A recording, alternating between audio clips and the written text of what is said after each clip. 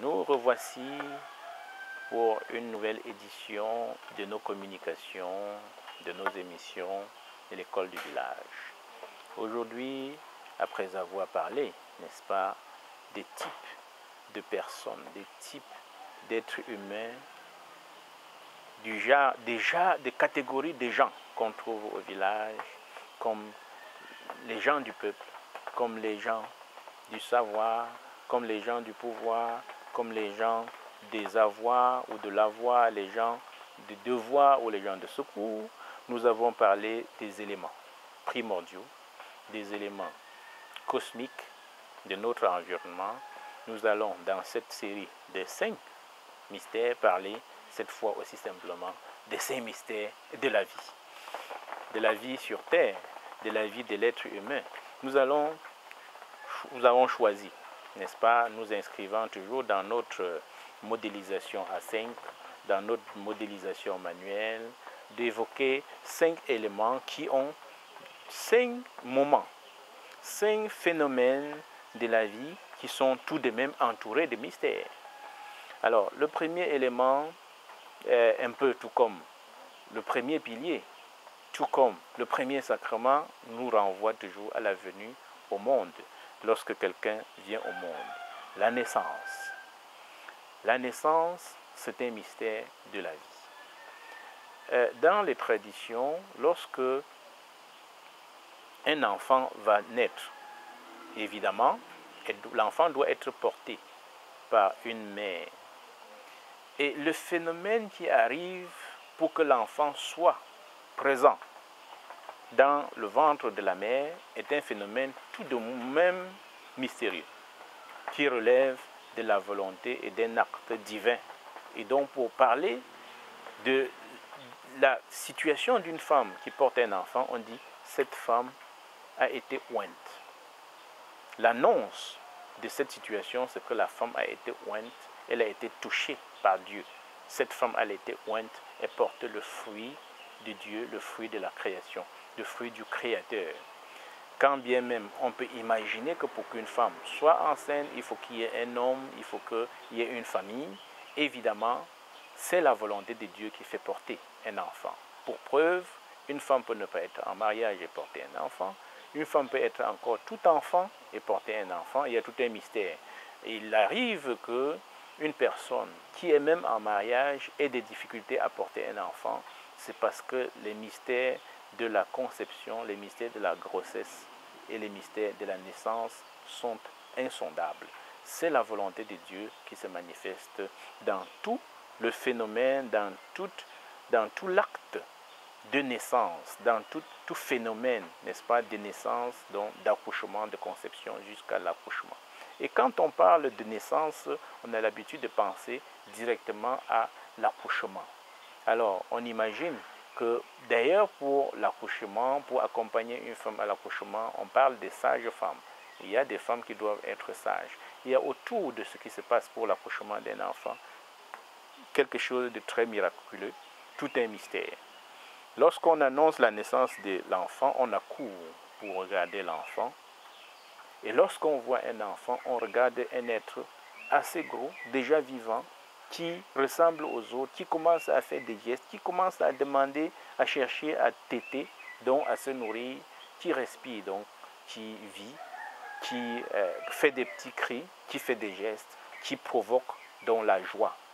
Mais personne ne peut véritablement expliquer comment la porte peut s'ouvrir pour qu'un enfant tout petit comme ça sorte du ventre de sa mère, même s'il arrive qu'on aide un peu, n'est-ce pas, l'enfant à sortir, même s'il arrive souvent qu'on aide à pousser la porte.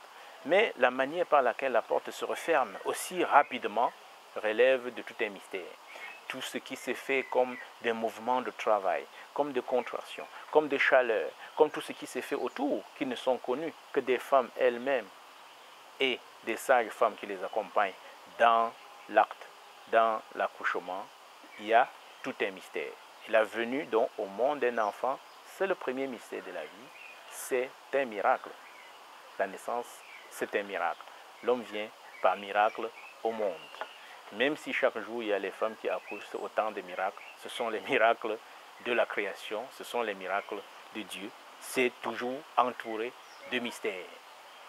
Le deuxième mystère de la vie, c'est la vie elle-même. La vie est un mystère. La vie est un mystère parce qu'on voit comment l'être humain qui est venu au monde commence à respirer. Lorsqu'il respire, donc il prend de l'air qui va dans son organisme. Il y a tout un phénomène de transformation. Il prend la nourriture qu'il consomme.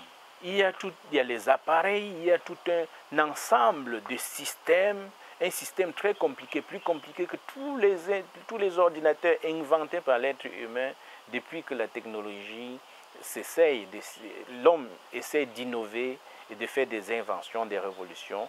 Aucun appareil humain n'a pu dépasser ou ni aborder, voire même expliquer, ni même compris, ni pouvoir aider à comprendre, ni même percevoir. Malgré les scanners, on arrive, les chercheurs sont toujours en train de chercher pour comprendre comment l'être humain vit avec l'ensemble des appareils qui sont dans son organisme, respiratoire, circulatoire, digestif. C'est tout un mystère. Et à côté de ce mystère, il y a le mystère de la croissance, c'est-à-dire que le mystère de la vie, non seulement de la vie elle-même, de la vitalité de l'être humain, il y a la croissance de l'être humain et ses différentes transformations. Transformation de l'être humain bébé, qui n'a pas d'habit, plus tard qui ne parle pas, qui va commencer par parler. Qui va parler tout simplement en écoutant ceux qui sont autour de lui, qui finira par lier les objets qu'il trouve autour de lui aux paroles, aux mots, et se mettre à parler.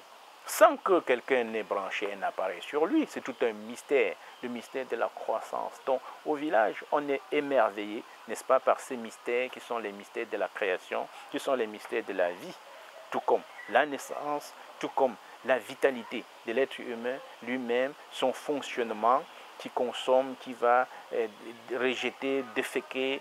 C'est tout un appareil, tout un système. Lorsqu'on est un tout petit peu curieux, on comprend qu'il s'agit d'un grand mystère de la vie, c'est-à-dire la vitalité de l'homme. C'est tout un mystère. L'état de santé de l'homme et même de son rétablissement quand il est malade, parfois un enfant est malade, il suffit de savoir exactement quel produit, quelle décoction on donne à l'enfant. Après on voit l'enfant se rétablir. C'est tout un mystère qui dépasse l'entendement malgré toutes les prétentions de maîtrise, de connaissance ou de science. C'est le mystère de la vie, le mystère de la croissance, donc qui soit celui porté vers les transformations de l'homme. De l'enfance à celui qui parle, à celui qui se maîtrise, qui commence à marcher, de celui qui commence à courir aussi, de celui qui commence à parler, à contribuer, à travailler, qui, après, on voit son organisme se transformer, il commence à avoir de la voix plus lourde pour l'homme, il avoir, pour les filles, avoir des formes, toutes ces transformations jusqu'à ce qu'il devienne lui-même adulte. La croissance, c'est un mystère. Au village, c'est un mystère de la vie. C'est un mystère qui attire la curiosité de ceux qui veulent comprendre la richesse de la vie, qui ont le sens de l'observation et de l'interrogation. Cela se fait au village comme tout ailleurs, comme partout ailleurs, au village en Afrique comme partout ailleurs, puisque toute la terre, n'est-ce pas, est peuplée des humains qui ont en commun leur nature humaine et dont cette interrogation peut être partagée. Et après le deuxième mystère, nous avons considéré la vie comme le deuxième mystère, la vie elle-même, la vitalité de l'homme, la croissance et les transformations de l'être humain comme un mystère. Le troisième dont ça va être celui de l'extinction, de l'expiration, celui de la mort. La mort, c'est tout un mystère. C'est un mystère aussi parce que l'homme, il vit. L'homme, il vit quand vous regardez l'homme qui existe. À un moment donné, on sent que les appareils de sa vitalité ont perdu du souffle, perdu de l'énergie. Il faut qu'ils se retournent. Il arrive que, notamment ce qui fait le mystère autour de la mort, c'est que certains savent même qu'ils ont épuisé leurs énergies et qu'ils vont se retirer. Certains, autour de la mort, n'est-ce pas, de leur disparition, de leur expiration, la perte du souffle, le ha, la perte de leur ha, de leur souffle, La perte de ce souffle est un retournement. Et autour de la mort, il y a tout un ensemble de discours au village. Et on considère tellement que la mort était un mystère, que l'homme devait vivre assez longtemps, que le fait de perdre le souffle parfois doit être dû au fait des hommes. Et ça, c'est avec parfois un peu de l'exaspération qu'au village, on ne considère pas la mort comme un phénomène simple. On pense qu'elle est souvent occasionnée, elle est souvent, si ce n'est pas des maladies, il peut avoir des accidents, il peut avoir... Mais lorsque quelqu'un est en pleine vie et qu'il arrive à perdre la mort, tellement on considère que la mort est un élément, quelque chose de mystérieux, quelque chose, un phénomène de complexe qu'on en vient à penser qu'on ne meurt que parce qu'il y a eu une main, il y a eu un phénomène, que la vie a été écourtée et autour de la vie, il y a un certain nombre de rituels, de cérémonies qui doivent être faits, de contours qui doivent être faits pour accompagner la vie. Parce qu'on ne pense pas uniquement à l'extinction ou à la sortie de l'âme de la personne. On ne pense pas seulement, mais on pense également qu'il y a un certain nombre de choses à faire pour accompagner la personne. On pense également que la mort au village, bien qu'il s'agisse de la fin de la vie de quelqu'un sur terre, est le début d'une nouvelle vie. C'est le début d'une nouvelle vie et ça nous renvoie au troisième mystère de la vie, qui est le mystère de la survie, c'est-à-dire la vie au-delà de la mort, la vie à travers les œuvres, la vie à travers les manifestations. Et c'est en continuité avec l'élément de la mort qu'on peut penser à la survie, à la revitalité, à la renaissance, à la résurrection, si on veut, à la réincarnation comme un élément mystérieux au-delà de la mort qui elle-même est un mystère. Et quand on aura parcouru les discours coutumiers, les discours des différentes religions, on verra bien qu'il y a une part importante autour de la vie, autour des discours qui est consacrée à la survie, à la vie au-delà de la présence, à la vie au-delà de la mort. Et ce mystère se fait à travers les manifestations, à travers les songes. Certains diront qu'ils ont échangé avec des personnes. Mais ici, on parlera d'un autre élément. Mais ici, ce qui accroche le plus sur l'élément de survie, c'est la vie, la vie à travers ses œuvres. C'est la vie, par exemple, nous sommes ici, tout vivant, avec le souffle, en train de communiquer. Mais s'il venait à ce que nous nous retirions, n'est-ce pas, de cet univers, on pourra vivre à travers les œuvres comme nos paroles qui auront été consignées au cours de cette édition, comme nos œuvres, ce que nous aurons réalisé, comme notre progénition que nous aurons fait après notre. Et donc, c'est un mystère de la vie, de survivre à la vie, notre passage sur terre, mais surtout à travers nos œuvres. À travers nos œuvres, et là on parlera de la peinture, on parlera des messages qu'on aura laissés, on parlera d'un certain nombre de réalisations qu'on aura fait, on parlera de l'affection, de l'attachement que les gens avaient pour nous, au point où on peut survivre comme tout simplement un être immatériel, certains diront des fantômes, comme un être esprit sur cette terre, comme un être, comme une ressource de connaissances. Et on peut être un enseignant invisible sur cette terre des hommes, et c'est un mystère de la survie de l'homme au-delà de sa disparition. Le cinquième élément qui s'inscrit toujours dans ce cycle de la naissance à la vie elle-même, la croissance, la transformation, la disparition, la survie à travers les œuvres, l'autre élément, c'est la prévie, ou la vie prénatale et la vie post-mortem. On peut dire la prévie ou la post-mort. Alors, non plus ici sur Terre, mais au-delà. Et il s'agit là des éléments de croyance que nous avons au village. Et c'est autour de ces éléments de croyance qu'on a au village que certaines communautés, certains rites, certaines pratiques vont se créer et qu'on pourrait mettre dans le lot du corpus de la religion. Parce que tant que ces mystères n'existent pas, celui du mystère de la vie, de la croissance elle-même et de tout ce qui tourne autour de la mort, de la vitalité, de la survie et de la vie après la mort, donc de la vie post-mortem, tant que ceci n'est pas considéré comme un des éléments, il ne pourrait y avoir de religion. Les religions, c'est qu'il y a la résurrection dans la religion, il y a les réincarnations, il y a des ancêtres qui ont vécu ici et qui sont partis et qui peuvent revenir à travers les nouvelles naissances. C'est de cela qu'il s'agit, une vie de retour.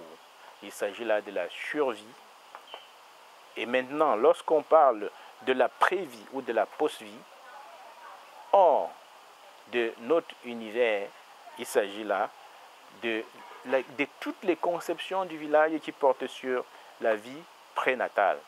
Et évidemment, on sera tout curieux de savoir que dans la vie du village, le sacrement de l'éducation traditionnelle prend en compte l'éducation prénatale.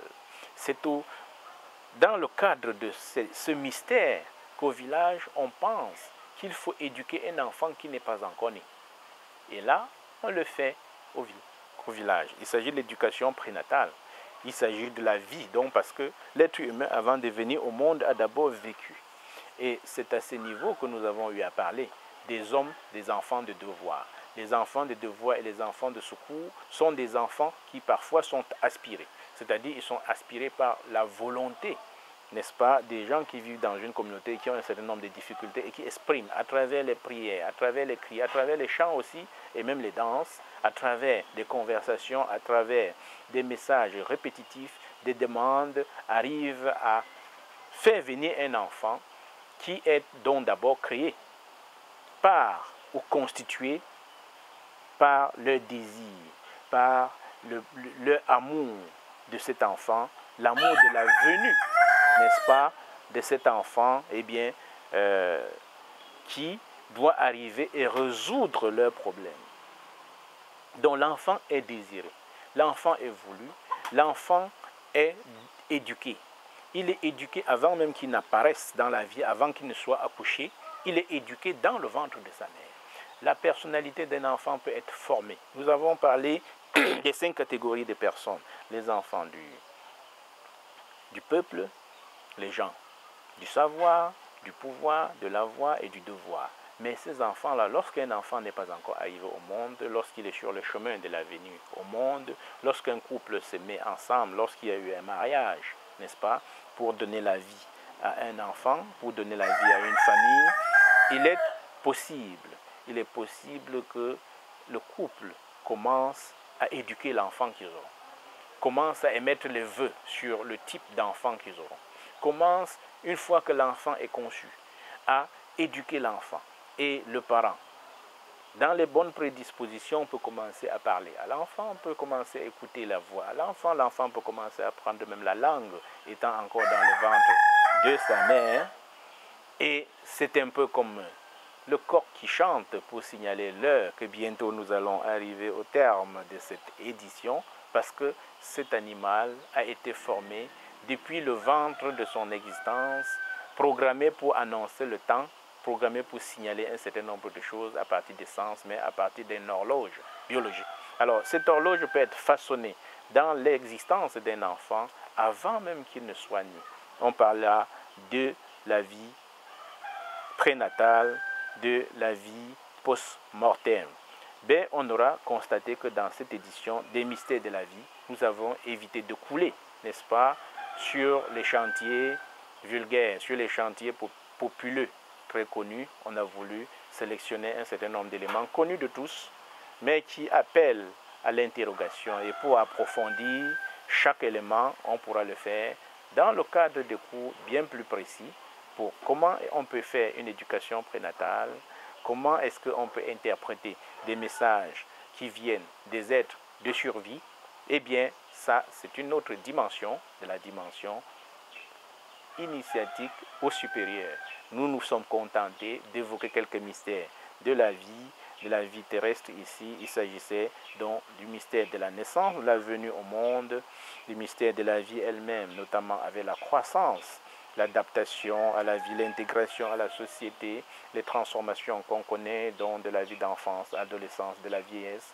Et pour les femmes, donc du moment où la femme connaît des transformations, elle est à même, à partir de son adolescence, de mettre au monde et connaît un cycle des ovulations, un certain nombre de phénomènes qui s'arrêtent à la ménopause. C'est tout un mystère, c'est tout un programme que personne ne peut expliquer, qu'aucun ordinateur n'a programmé. C'est le mystère qui nous est offert par la vie. Autour de la mort également, il y a tout un mystère de la disparition et de tous les rites qui sont conçus autour, des conceptions que les gens ont de la mort, qu'elle est admise ou pas admise, ou que parfois elle peut être précipitée, d'où des accusations qu'on voit souvent dans le village de sorcellerie, parce qu'on pense que tel, dans le cadre de ce mystère de la mort, a une vie qui a été précipitée. Et évidemment, on a parlé en quatrième point de la survie, donc de la vie à travers les œuvres, à travers les manifestations, notamment des songes qu'on pouvait évoquer, des communications que quelqu'un disparu pouvait avoir, des messages qu'on peut avoir à un être disparu.